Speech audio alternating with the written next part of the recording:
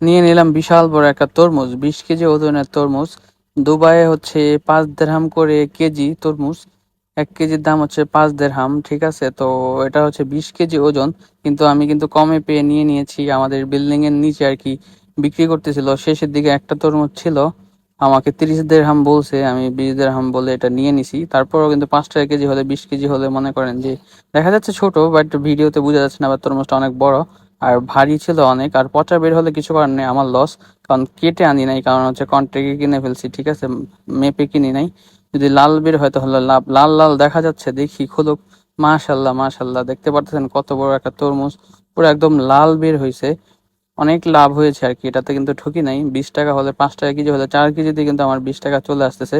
কিন্তু তরমুজটার কেজি হচ্ছে 20 কেজি তরমুজ, বড় একটা তরমুজ। ভিডিওতে অবশ্যই বোঝা যাচ্ছে না, ছোটই মনে হচ্ছে, ক্যামেরাতে তো ধরা যায় না। তো এই তরমুজটা সবাই মিলে খাবো, 8 জন মানুষ আমরা, তো অনেক ভরপুর খেতে পারবো যেহেতু 20 কেজি।